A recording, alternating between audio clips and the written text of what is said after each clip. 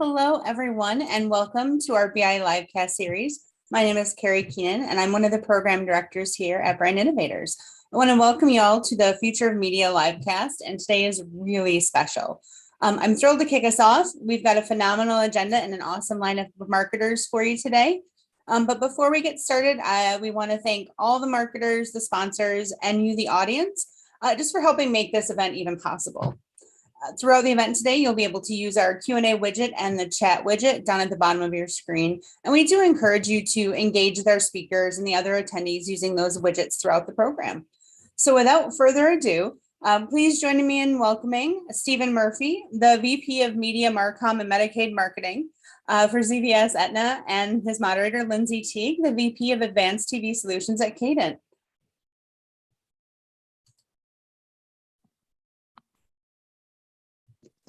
Stephen, I love your title. It has the best onomatopoeia I've heard in such a long time. It rolls beautifully off the tongue.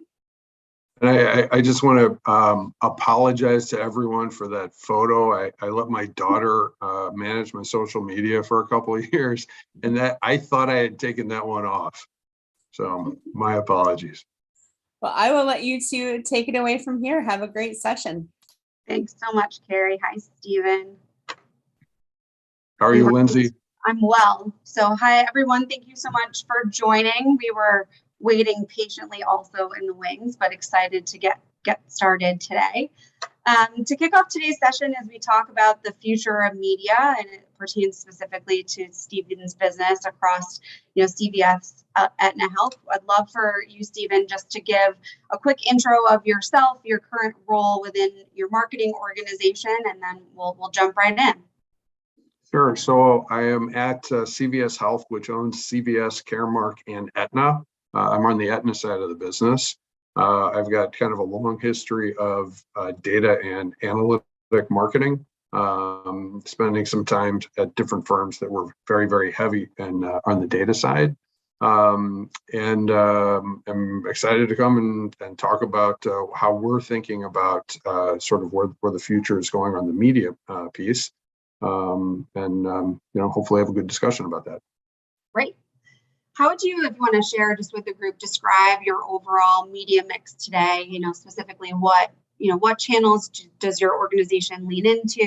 And I think, when we talked in our prep session, I'd love for you to share your thoughts, thinking about, future allocations, specifically around shifting trends from traditional linear television into streaming TV and the changes in consumption patterns there.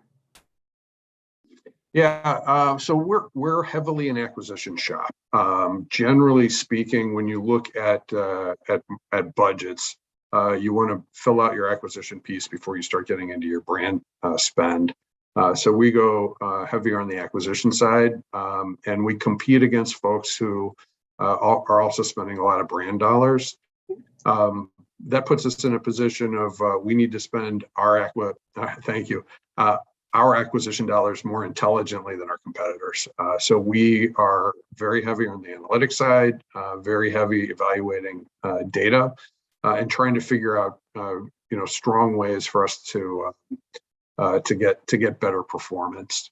We generally are a last touch shop and are dabbling with multi-touch, and it seems to be a similar theme for a lot of places that you go to, larger organizations, in that the multi-touch is generally it's heavily skeptical among a lot of the other senior leaders. So getting having the ability for folks to buy into it across the board can be difficult, and we swing the pendulum back and forth between how much we do. The good news for us is on the acquisition front, it doesn't mean a huge change. It's a handful of kind of flyers and old school tactics that get cut when we switch to the media, an MTA model, and not a lot of dollars. Streaming, which I think is streaming's a fascinating topic for us. It seems like with the birth of TV, lots of dollars went into TV and then have been slowly going over to digital with the expansion of digital over the last 25 years. And as we've added privacy constraints and things like that, and as TV has gone more towards streaming, where people have to log in many cases, all of a sudden we're starting to see, the dam open up, and people understand that a little bit more, and some shift potentially going back to the streaming side. For us, when you do acquisition marketing in TV, particularly for things like Medicare, which we do a lot on, we do a lot of DRTV, and the format that you use for a DRTV spot doesn't necessarily line up always with the premium content that you do on the subscription service. If we were doing more brand work, I think we would be more heavily in there. But you don't want to get into like a Game of Thrones or something and have a Joe Namath buy Medicare now kind of a spot. That doesn't always line up. But we are trying to figure out as we look at brand and we look at the data that we can get from companies like yours, Lindsay. Mm-hmm. How do we want to approach that? Maybe even being sort of a hybrid brand and acquisition message. Great. Thank you for sharing. You mentioned, previously and sort of touched at a high level with regards to, data execution and being an acquisition marketer. What's sort of your approach to, data activation, whether it be first or third party data, and how do you think, forward in sort of the onset of whatever the cookieless world looks like, or even, the ability to continue to be addressable? What's your strategy with overall data activation as you think about the remainder of 2022 and moving into next year? So, I think it was, we were in the process of switching our DMP. I think I'll take it in kind of two steps in terms of your question. So for the rest of this year and next year, we've been working towards something under the assumption that a lot of the cookies would start ending, our usage would start ending sort of mid next year. Of course, there's another pushback from Google, which I think most people are happy with. But for that short-term period, what we were doing is trying to open back up the data and do evaluations on what are the specific variables within our models that we should be targeting.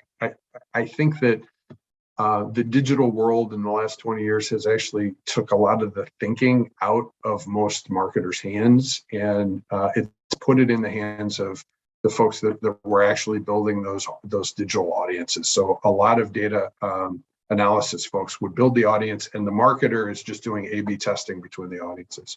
Well, now all of a sudden, without those, the strength of those audiences available, we've got to go back to old school and looking at, more insights on our customers in terms of where we're going to want to buy and purchase inventory. Well, one of the ways that we've done that is to dig into our direct mail models. So, like big companies, we're a big direct mail shop. Most direct mail models will have a propensity model that overlays it. So you break it into deciles, and you're most likely to buy is in the first decile and so forth. And we went in to take a look at what does decile 1, decile 2, decile 3, what are the variables that are driving that propensity? One of the ones that always comes to mind, and it's a top variable for most propensity models in a lot of industries, is moving. Did you move? Well, that in some of the models, that actually drives a significant amount of the propensity. So if that's the case, and you can understand it in health insurance, if you move, your financial life has changed dramatically. Maybe you have more income because you downsized, maybe you have less because you bought a bigger house. And you're looking at lots of different things in your life. Well, instead of buying that as an audience because you could find the cookies, what are the sites that you can identify where people are, pre-movers or post-movers, so that you can actually find something that's relevant. So that would be one example. We also saw lots of differences in terms of income and internet usage. And in fact, one of the variables that we bought is that we saw that popped was early adopters. So in some of our products, we found that early adopters of different web technologies and app technologies had a higher propensity to buy our products. So you can imagine if without a cookie to go out and find those folks, we could go out and contextually look at where are the sites where we think that those early adopters are looking online, and then buy direct inventory there. Great. Thank you for sharing. When we think about, we discussed sort of in our prep too, just overarching emerging trends, what has been your approach to emerging media? And I think, within the confines potentially of, social or the emergence of, even, advertising within TikTok, how does your organization sort of approach emerging media trends? And has there been any program that's, proved to be successful for your business this year?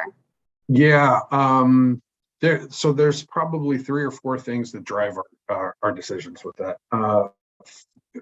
First of all, one of the things that we've figured out is that you have to have the right media type, media format Right. for the channel that you're in. So you can't, I think we're on YouTube recording this today. You cannot just take a TV spot and just drop it straight into YouTube, right? A skippable sort of thing. You need to design for smaller screens, all those sorts of things. What works in TikTok doesn't work in Instagram. Right. And for every channel that you add, if you are adding a different format, then you're adding cost. So depending on your budget, and the percent of dollars that you want to be in non-working, so developing your creative, that should help inform how many channels that you want to be in, and which ones to be in, because being in all of them means that you're taking working dollars out of your budget, and for an acquisition shop like us, that doesn't make a lot of sense. So we want to try and be very strategic about where we think our customers are. The Medicare group generally isn't in TikTok. Not that there aren't, influencers in there that we could find, but the numbers for an optimal distribution, the numbers don't make sense for us there. Right. The other thing that we found is, which was an interesting insight. It came out not that years ago that attention spans are shrinking. And we did some research on that so that we could figure out how do we speed up our messages or not. And one of the things that we found is that we actually found that wasn't true. The average time spent with media had declined, but it's because of things like TikTok and Instagram. But when you looked at the overall consumption on other types of media, it actually had gone up. And if you think about, like, when I was a kid, I think The Goonies was like a 90-minute movie versus, Endgame is like a 2.5-hour movie. I read the Chronicles of Narnia as a kid, and those are, maybe 200-page books. My kids are reading 500-page Harry Potter books.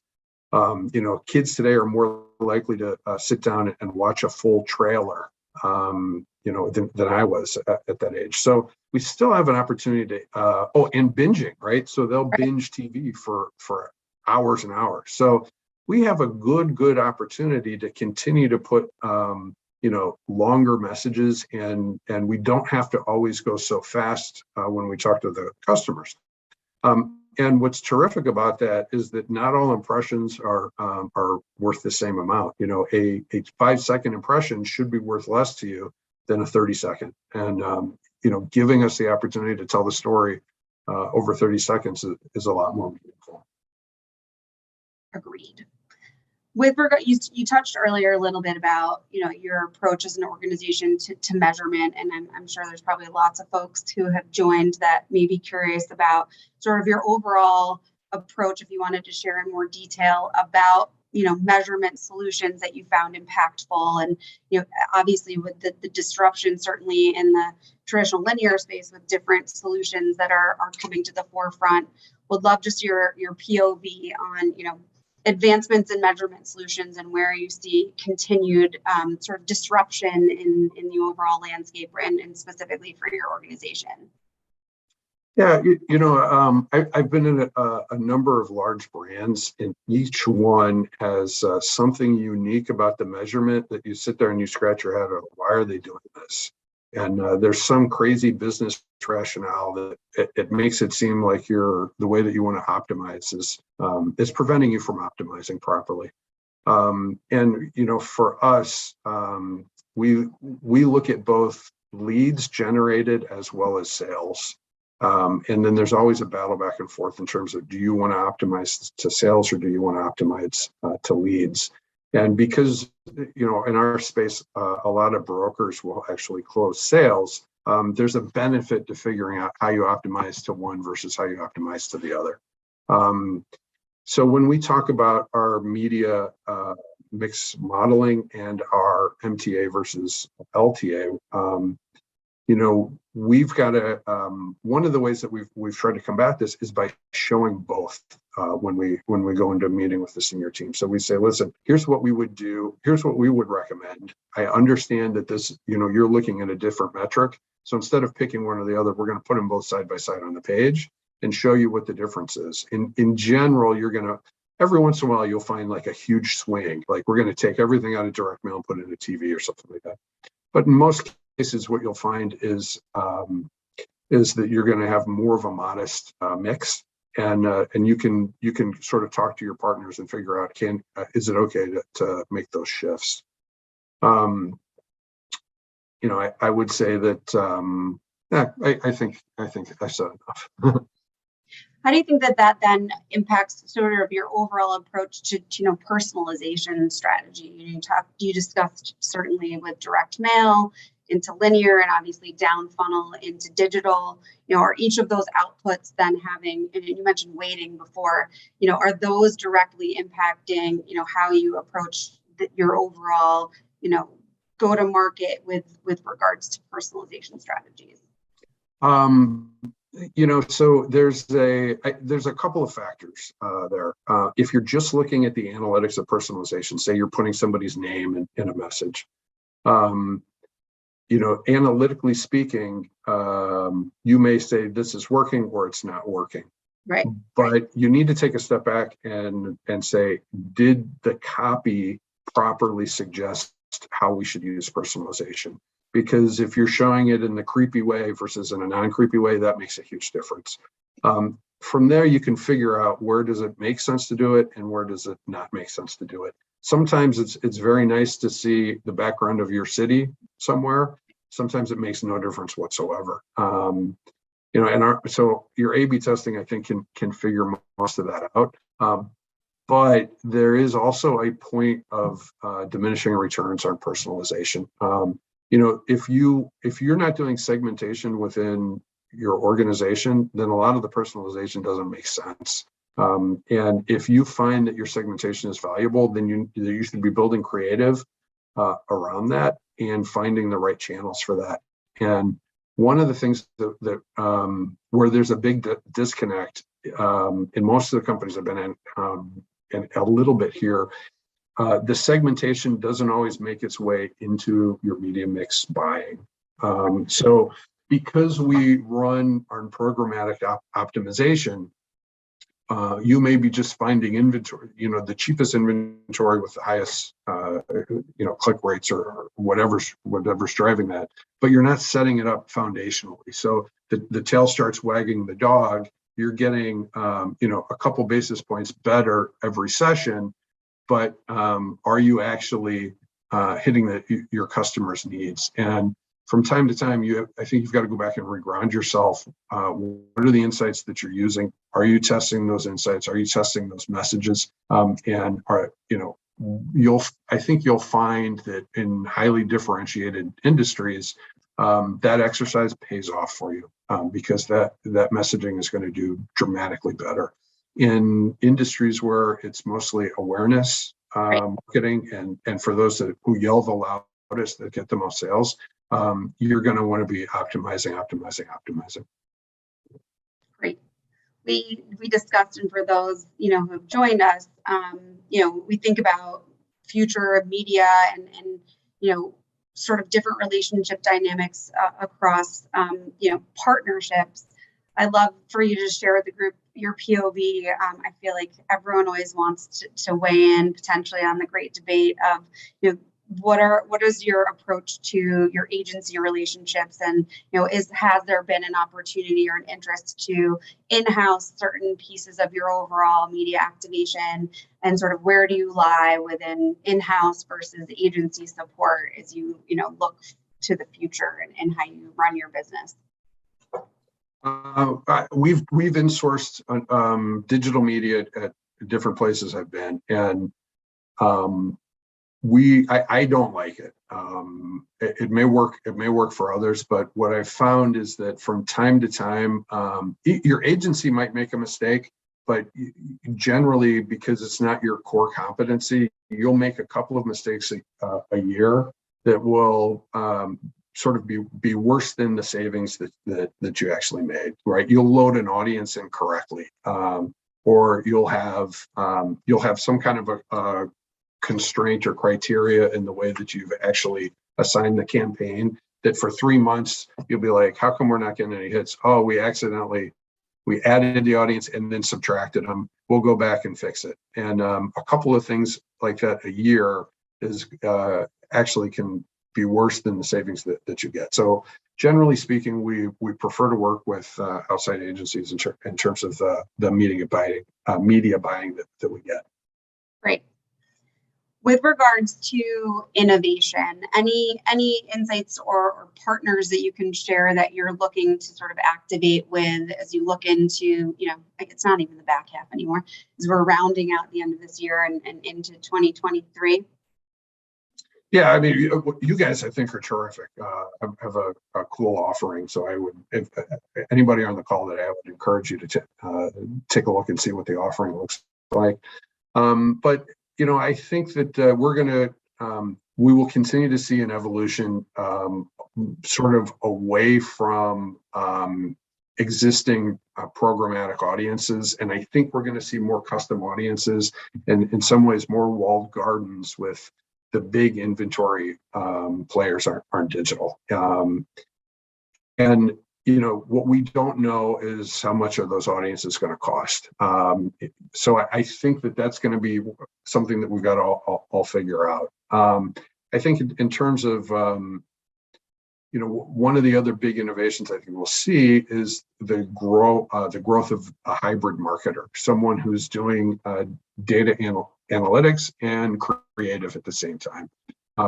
We don't see a lot of that today, and we generally bifurcate it more and more between data scientists. But the training for a data scientist is really, really huge, and for what the amount that they actually use in terms of marketing, it's just a subsegment of the training. So I think that there's good ways for us to start learning some basic data science and teaching it to our marketers, so that they can also sort of analytically determine what are the best routes to go. And it's much easier to teach a creative person analytic skills than it is the other way around. So I think the effort and for us to recruit creative folks is going to continue. I don't think that they're going to fall off, but I think just industry wide, we're going to have to spend more time and focus on training. Great, appreciate that. I think we're getting close to time, so I have a couple more, just one more question, then I can open it up to the group for Q&A. We discussed in our prep for those of you who have keeping up with sort of news on Stephen's business front. If you've read in the trade, certainly Aetna CVS Health has entered the Affordable Care Act. So I'd love for you to share with the group, how you think that this, this announcement and this partnership will look to, impact your future media strategies. How will you look to support even just awareness and messaging for this, in market as you look into moving into next year? Yeah, most people know that as Obamacare, and that is a very interesting problem for media. And the solution is agility there. And why it's interesting is that if you've ever bought through those exchanges, the government rank orders the products generally by price. So if you've got the best price, you pop to the top, and you don't know what anybody's price is going to be until a couple weeks before the season opens. So just like in search, most people will never go beyond page 1 on their search. A lot of people aren't going beyond page 1 or 2 within the exchanges. What that means is that new players sometimes will underprice and have problems, and next year fix it, but in that first year they'll have different problems. You'll have competitors with varying strategies where it will be they may have one core product, but then they do 12 iterations of that product where it's slightly different, so that they can try and get their name in the list on the first page. It impacts your funnel when that happens. So if your funnel's not working well in a particular state, you've got to, as quickly as you can, switch and optimize. And we've started classifying. We would go in with how competitive do we think we're going to be, and establish a strategy on that. And then when everything goes haywire, you've got to move quickly. So we would do sort of groupings of competitiveness so that we could shift based on that. We'd have to see what our it's a lot easier to move the digital than it is any kind of out of home. So if you put in out of home in there, if you're in a market and someone else has come and stole your competitiveness on price, your billboards are going to sit there for the entire time, right? Right. So those are we really learned how to move quickly to try and optimize on that, and that was looking back on it, it was fun, but at the time it was pretty stressful. Sure. Well, thank you so much for sharing all of that. I will open it up to see, even in the chat, if there are any questions that anyone has for Steve. Feel free to shoot them in right now. We'll open it up for the last couple minutes here. Lindsay, did you want to take a minute or two to talk about your business? Sure, I'd love to. So, Steve and I talked as it pertains certainly to his business and how Kadent can, look to partner with him in the future. For those of you who are less familiar with Kadent, we are an advanced TV technology company. The legacy sort of core offering of our business has been the ability to provide efficiencies in the national cable and broadcast space by aggregating from each of the individual MVPDs. We have access to over 200 MVPD partners inventory, as well as 1,100 broadcast stations. So we've provided brands and agencies historically an efficient way to buy national media. Over the last handful of years, Kadent has made a substantial investment in technology. We have our own proprietary tech stack called Aperture.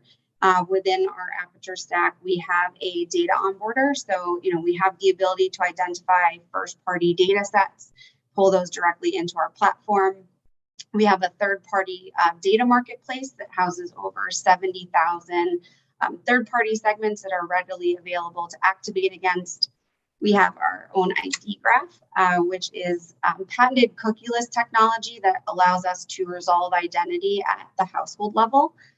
We have our own DSP, so the capability to deploy audiences not only across linear, but also in OTT and CTV, and then a transparent reporting dashboard. And then from an offering standpoint on the advanced TV side of our business, we have index-based television or data-driven linear, so the ability to identify the highest concentration of a strategic audience, so that first or third-party data set across not only 90 plus cable networks and day parts, but also in the broadcast space. And then certainly both nationally as well as at the geo-targeted level. And then, programmatic and standalone DSP capabilities that, really are foundationally measured by a business KPI. So in the traditional landscape, moving beyond delivering a GRP or an impression, did we drive site volume, and how do we measure web attribution? Can we validate lift in foot traffic or brand health more specifically closed loop sales lift. Those are the type of measurement solutions that we look to include as part of an overall campaign when we work directly with Keenan, and all while providing consistently efficiencies across the board. So certainly looking at the future state of television, how do you deploy an audience? How do you ensure that that audience is served as sort of deterministically as possible in linear and OTT? And then validating, did this drive impact to my business? That's really where we at Keenan are focused on, and excited to continue to partner, with brands such as Steven and across the marketplaces we personally look into 2023. Thank you for that opportunity. We'll see in a few more minutes. Are there any questions from the group at all? See, there was one note in the chat. So it doesn't look like there are any questions. So with that, Steven, thank you so much for your time today. Appreciate everything that you shared with us today. And if there are any follow-ups, certainly don't hesitate to reach out to either of us directly. Great, good seeing you. And thank you, everyone. And Steven, we took a little vote internally, and we all love the headshot. I think it's very Richard Branson. You look fantastic in it, and you should keep it. Yeah, it's off the web except for you guys, so I gotta get it off. Well, if you send us a new one, we'll switch it out. But All right. We all love it. So thank you both so much for joining us. Yeah. And if you have, all right, thanks so much. And we're gonna get ready to jump here into our next session in another moment. Just want to make sure we've got the whole crew on. Amanda, did we want to bring up our moderator a little early, or should we? Oh, we got Steve. Oh.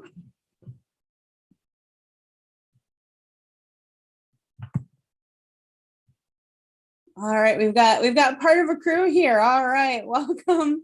Let's welcome our next set of speakers. We've got a full house here today. We have Nicole Vinson, the VP of Digital Media and Omni Shopper Experience from Kellogg Company. Lauren Dubrow, the Senior Manager, Global Media Measurement and Partnerships at Kellogg as well. And their moderator, Jeff Williams, the Vertical Strategy Lead of CPG and Pharma at Inmobi. Hi, everyone. Hello, how are you? Hi, everyone. All right, Jeff, I'm going to let you take it away. All right. Well, thank you so much. Nicole, Lauren, good to see you guys. Welcome to you both. See you too. Thanks for hopping on. Lots going on, lots to talk about with a nice, very specific topic like the future of media. So we'll go in a handful of directions, I'm sure. But thanks for hopping on today. Nicole, I'm actually going to start with you, if you don't mind. A question for you on kind of your role in Purview and looking at Kellogg's company and the digital transformation. What's been the most impactful or eye-opening event in the transformation journey, whether that be marketing or media or digital media, kind of dealer's choice, but what's been the most impactful transformation that you've seen since your time there? Yeah, well, I joined the company a little over 3 years ago. So we were here sort of pre-pandemic, and I sit in our global team, driving a lot of our digital transformation across the business. I would say that over the last 3 years, obviously COVID was a massive accelerator of online shopping and omni-commerce. Our teams had really been prepared, in advance, I guess, haphazardly, I should say, around arming ourselves and being ready for that massive shift that was taking place. And I think that our teams really had put a lot of effort into building our omni-commerce teams, investing in our retail media and data partnerships, and really investing in a lot of our digital shelf capabilities so that we can really understand, how we can drive in stock and availability. So if we're starting to create demand through paid media efforts, whether that's through our retailers or other channels, that we can really fulfill the demand. So I think that's sort of been the biggest transformation or change, is how do we really harness the power of data to inform our retail media efforts and driving that omni-commerce experience for our shoppers. Fortuitous head start on ahead of the pandemic and e-commerce boom, and certainly the retail media boom, which inevitably we will touch on as we go here. But fantastic, thank you for that. And now both of you, and certainly I'm sure we've got some agency and some brand and some marketing service providers on the line today. Both of you came from an agency backdrop. What's it been like on the client side, and I guess what's the differences and positives and challenges and those types of dynamics? It's definitely been really exciting on the client side.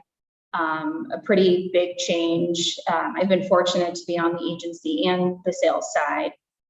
Both have been exciting as well. I'd say being on the client side, though, what I've been really most amazed by here at Kellogg is the amount of data we have access to, and just the wealth of it, and the size of our first-party database. It's definitely a strategic asset for us, and something that we're invested in, and the business is behind growing.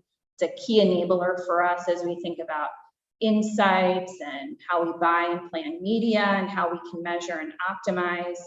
And with that, I've also been impressed with our KFR program, and just really the commitment behind first-party data and growing it.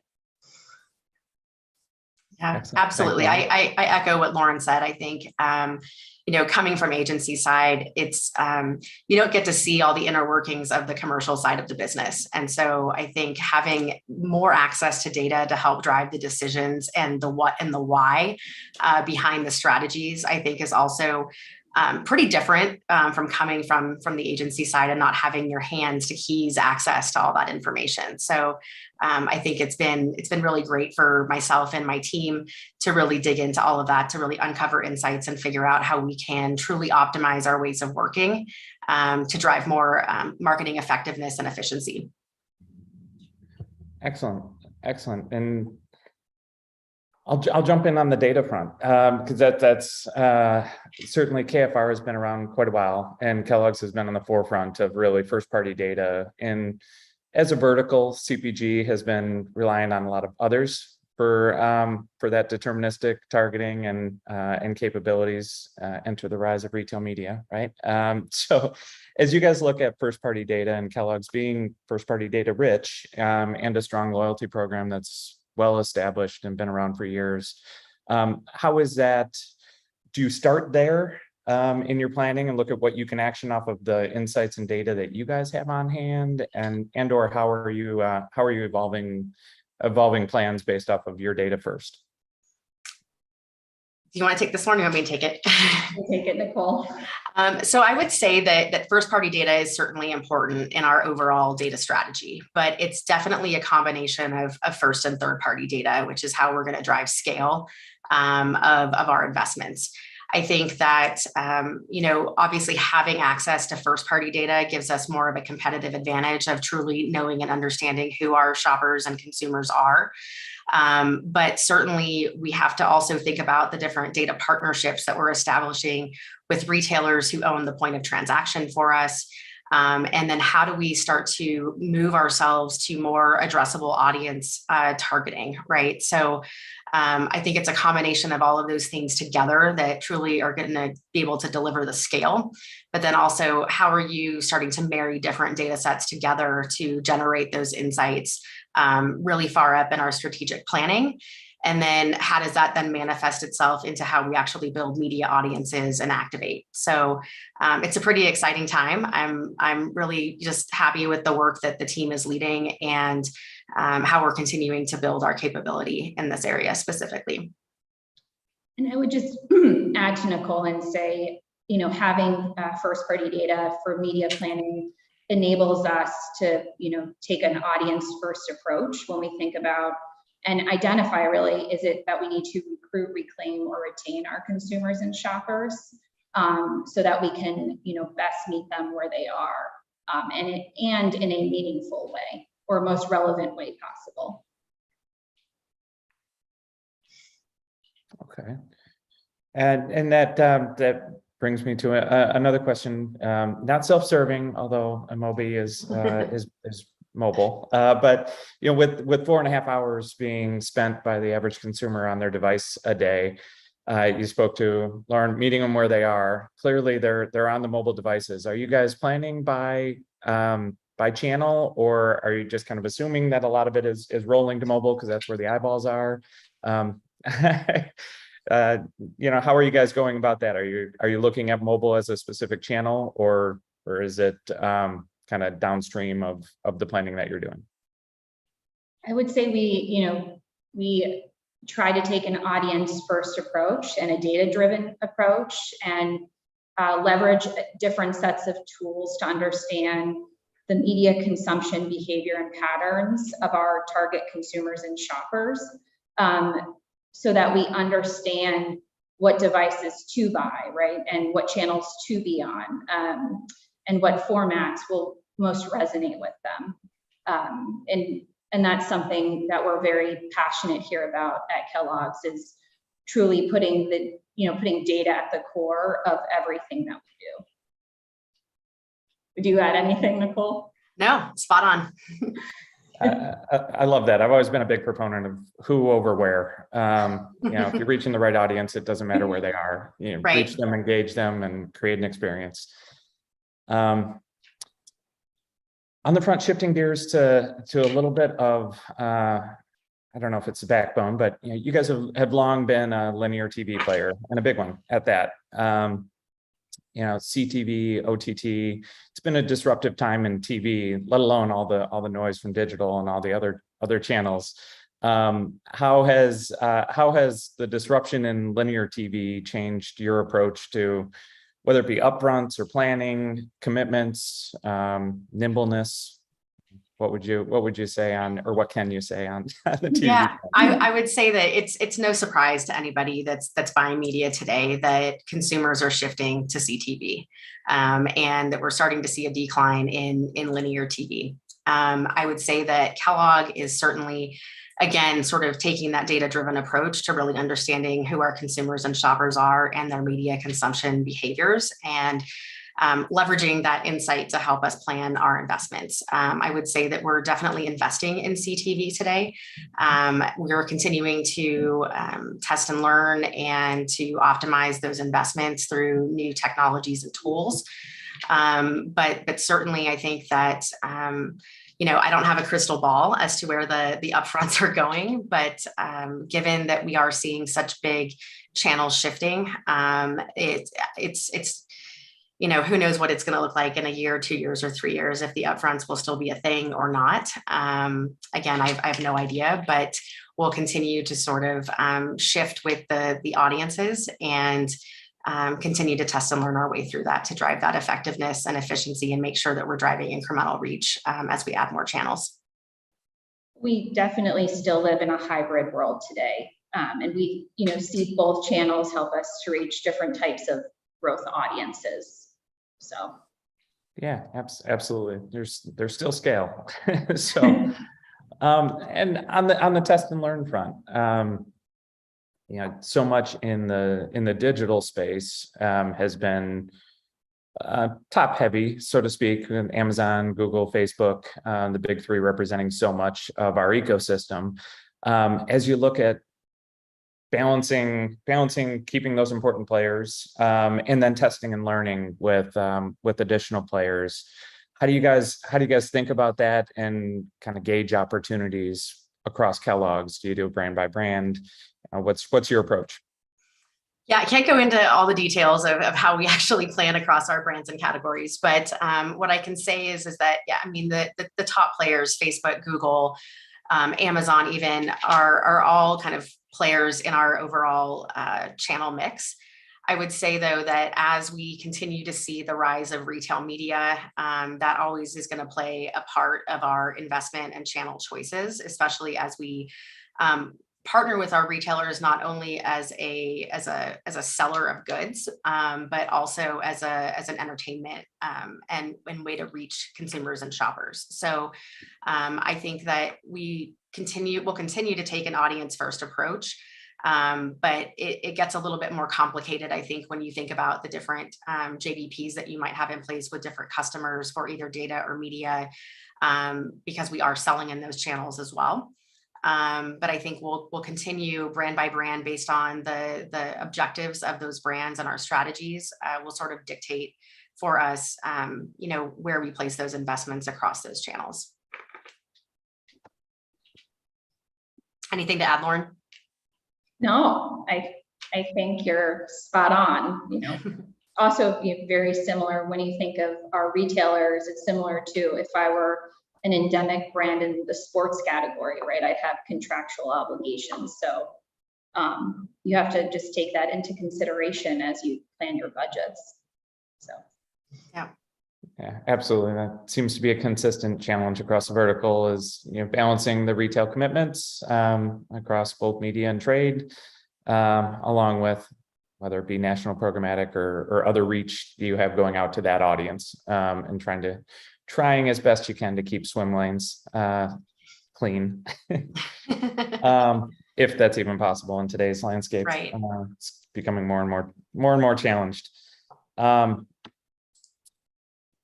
On the kind of technology side, we've talked already a lot about data and partnerships, as well as platforms. But as you look at the way technology has gone over the last couple of years, the science has gotten really, really good. One of the things I will say Kellogg's has always been phenomenal at is reaching consumers, engaging with them, and kind of leading with emotive, if you will, kind of stories and narratives to the audience. So there's always been that art of messaging, and the science has gotten so good. It almost seems like things have levered into performance. Everything is performance, and everything is the science side of it. How do you help the brands keep kind of an eye on the prize of balancing the art and science of whether it be digital media or any of your media as you work with the collaborative brand marketers? Yeah, so I love this question. So I would say that, we believe that, of course, science, plays an important role, and it's only going to play a more important role as technology continues to advance and improve. But to your point, Jeff, the art is also really important. And you see that in really every aspect, from building a plan to buying to measuring and optimizing. And a great example is when we look at our MMM results, the science behind them is incredibly important, but it really takes, human intelligence to provide context to those results, and, surface those insights back to our marketers so they understand what types of optimizations they need to make in the future and why. For example, creative performance, as you mentioned, right? How can you better enhance your creative from the art of your message being persuasive to adhering to best practice to in-flight learnings? Some of those things can be learned through science, but it's really the art that brings everything together in just a, delicious sort of way. So, but we are excited for, what science will bring, and bringing more of it into how we plan and buy media, because we know it will help us to go faster and make faster decisions as things in the environment change that we just can't control. So it's a balance. It is a balance today, and we always see it as a balance. Yeah. I think the one thing to just add to what Lauren said is just, further emphasis on the overall data strategy and how you are looking at all the information, right? So, making sure that you've got access to being able to bring different data sets together is also, I think, just as important as sort of the technology and the interfaces that your hands to keys using every single day. And, can't stress like the importance of taxonomy and overall data hygiene as well, and the portability of different data sets across the business, whether that's sales or digital shelf health metrics or other data sets that can be added signals to help you really drive those insights, and even some of the predictive kind of optimization recommendations, things like that from different tools. Yeah, the addressability topic, I think will continue to be a loud one in the back half here as all the ID solutions and everything else continues to evolve and mature, which is a good thing. That's a great thing on the science side, but got to have the scale and actionability off of it. Fantastic. Well, thank you both for that. Kind of on that, Lauren, piggybacking off of some of the things you said and sharing and bringing those brand managers and making sure that keeping things a balance between the art and science. Kellogg's is no surprise one of the country's most trusted brands, according to Morning Consult. You guys have been awarded, I believe it was brand building fundamentals, but you guys are known for that discipline in approach, but also in outcomes. Advice for other marketers on the line on building that art and science rigor into your everyday. Nicole, you want to take that one? You had. Yeah, sure thing. So here at Kellogg, our Deploy for Growth strategy, we have two key initiatives. There's many initiatives in that, but I think the two important ones to this topic are people are competitive advantage, and we need to build world-class brands. And so a lot of the work that our team does in partnership with our regions and local market and brand teams is really investing in the people and really making sure that we are upskilling the marketers, not only of today, but we're building their capabilities for tomorrow.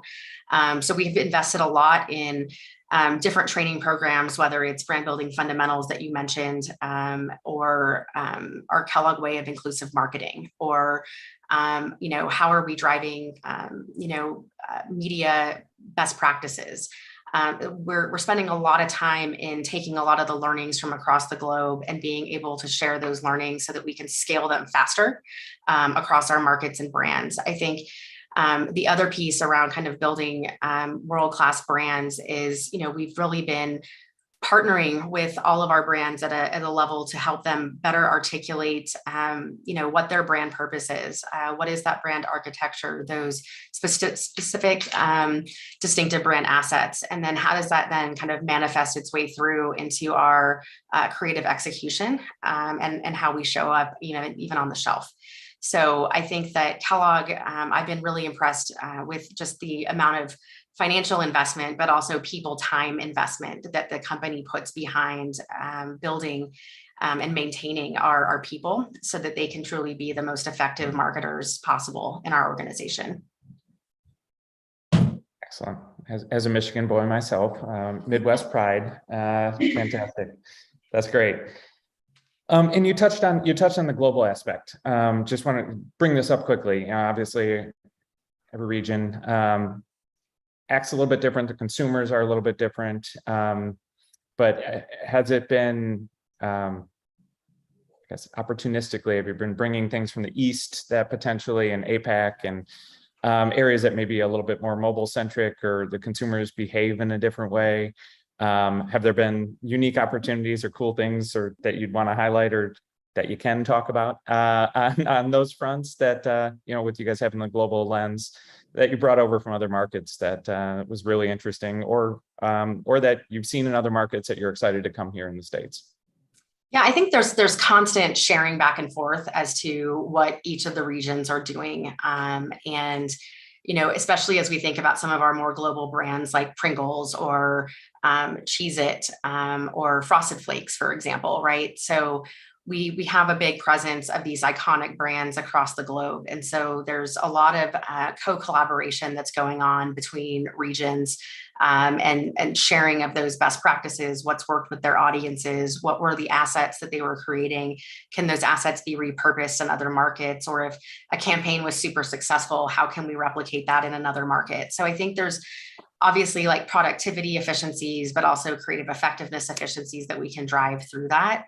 But certainly, we bring our community together to have kind of a shared dialogue around, learning objectives, or, we're thinking about bringing on a new partner for this, or we're testing into a different channel. Has anyone done these things? And then how can we kind of take what's already been done and scale it more quickly? People have a very open mind, and are willing to learn and take ideas from other places and replicate those. I think there's been a lot of fantastic work that we've done in gaming, specifically on our Pringles brand, and how we show up, reaching sort of that next generation of audiences for that brand. So it's been a really, I think, exciting time. And as we start to kind of continue to standardize more of our methodologies, the scalability of a lot of these things will become much more efficient for us across the globe. Okay, excellent. Thank you for that. Lauren, anything to add? No, I echo Nicole's sentiment with gaming. We've definitely learned a lot through Pringles across the globe.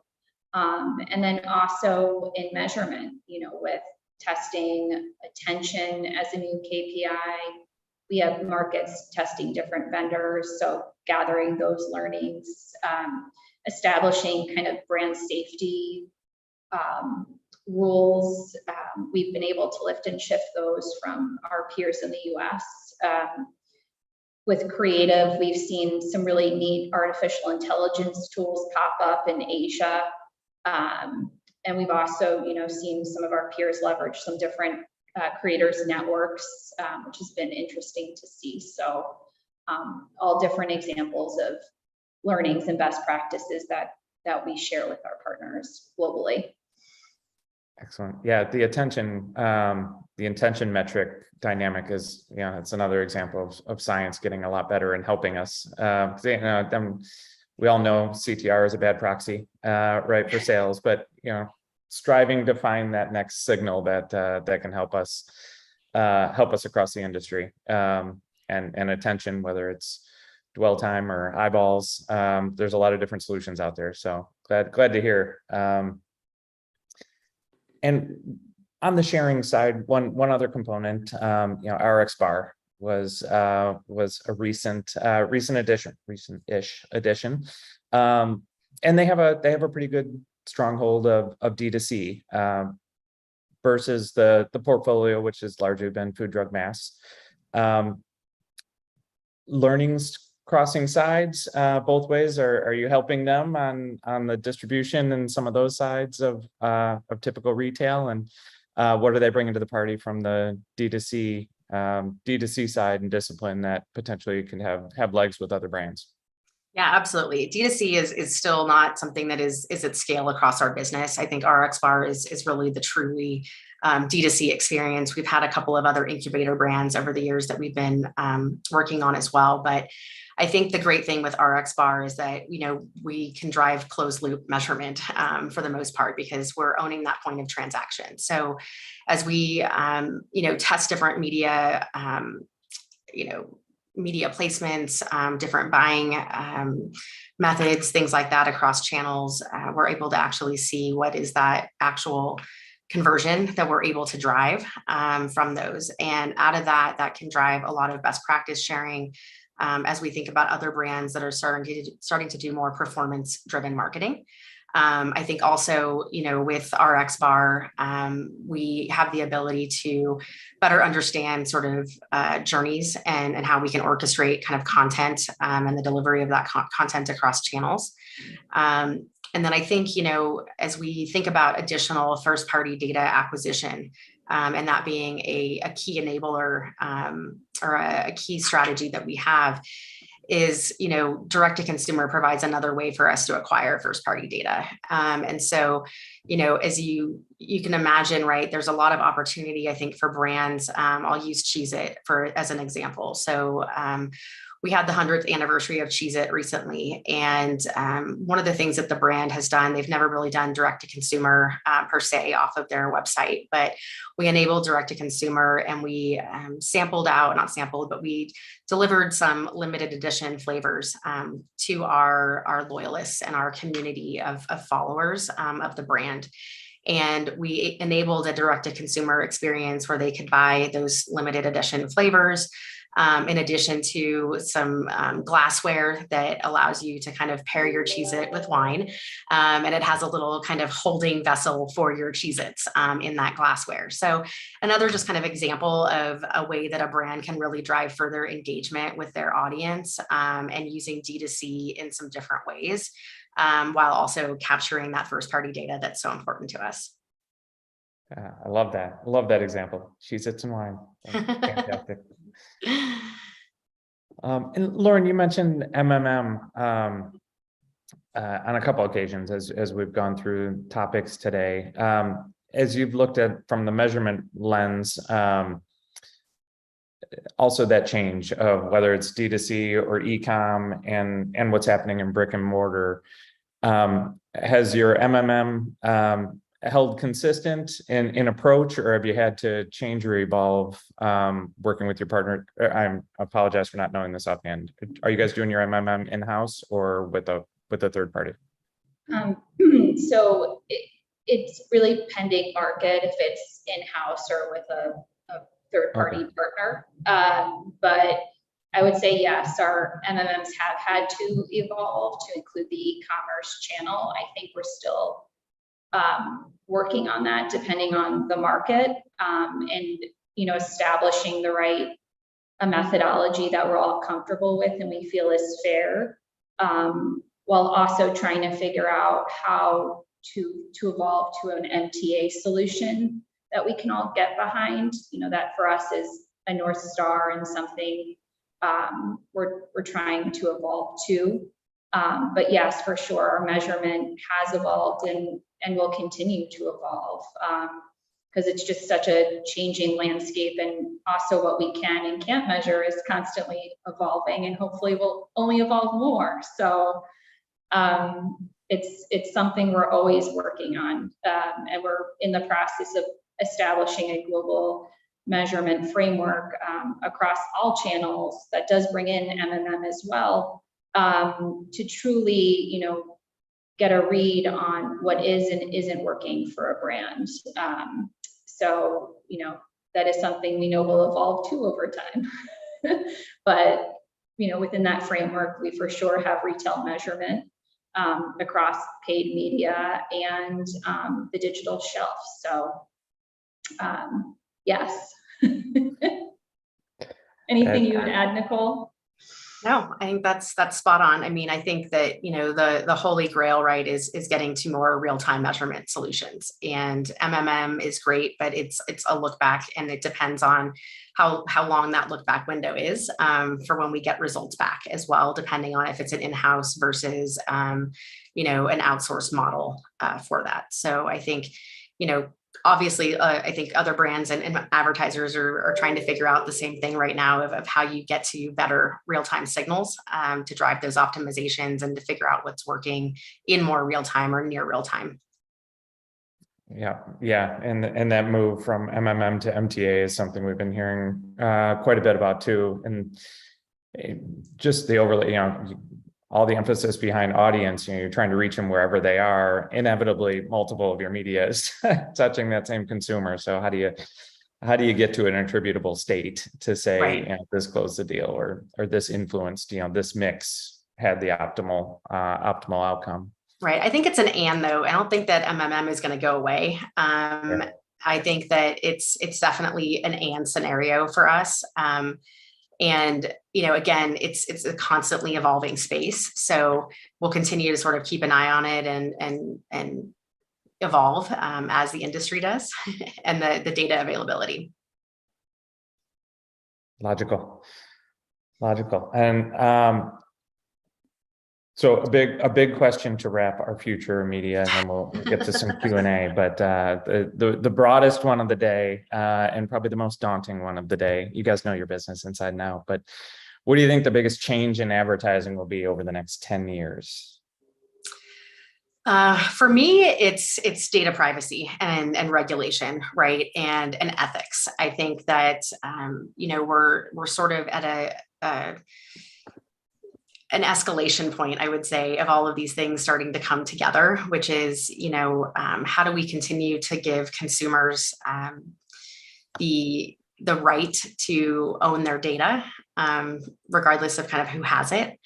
And how do we ensure that we're driving transparency with our consumers, but also how do we, vet our data partners as well to make sure that they're upholding the same ethics and standards and security that we have as an organization. But I think that, we're going to continue to see more regulation in this space. Obviously, moving to the cookieless world is impending right now. But even just what we've seen across some of our big media partners over the last few years and in the press, I think, consumers demand more, but their behaviors will still put them on certain channels. But I think it's for us at Kellogg, we take a lot of pride in ensuring that we are being safe with people's data, and that we're being transparent with how we're using it. And so I think that is going to be for the industry another big focus area, and how companies start to put more ethics in place around how they're driving some of the decisions that they're making off of the data that they're using. I would say, kind of building off of one of your earlier questions today, identifying, the right tools and tech to keep up and move with the speed of change. Gone are the days where we can really do everything by hand, and by hand I mean in Excel charts and through email and sending attachments. I believe over the next 10 years, a lot of clients will be almost forced to put tools in place in order to move faster.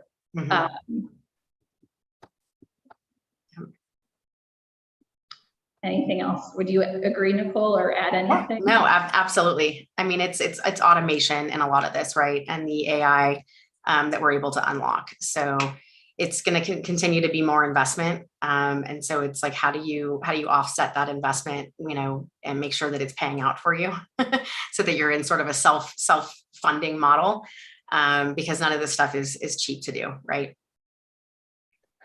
That's for sure. Sure. And all right, I lied on the last question. I've got one more on just something you brought up, Nicole, on the cookieless future, and with the news and the further postponement. Did that give you guys breathing room, or is it still just full steam ahead? We've got to solve this regardless. So whether it's in 22, 23, or 24, it's just got to happen. Yeah, it has to happen. So I think there is no slowing down in anything that you're doing, especially when you work for a big organization. It takes time to get things set up, and also to be, establishing those data partnerships, growing your first party data, all of those things.